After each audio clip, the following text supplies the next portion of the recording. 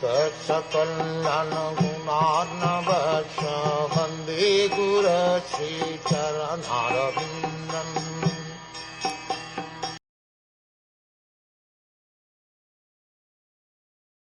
A woman, therefore, should consider her husband, her house and her children to be the arrangement of the external energy of the Lord for her death, just as the sweet singing of the hunter is death for the deer.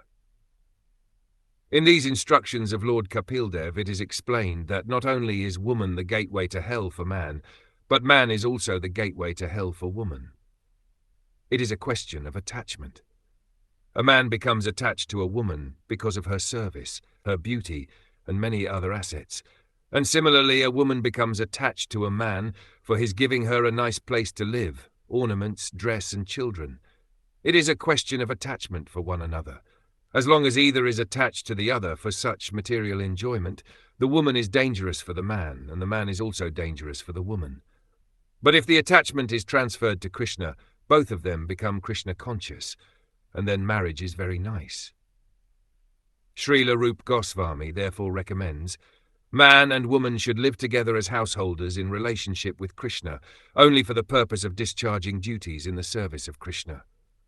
Engage the children, engage the wife, and engage the husband, all in Krishna-conscious duties, and then all these bodily or material attachments will disappear. Since the via medium is Krishna, the consciousness is pure, and there is no possibility of degradation at any time.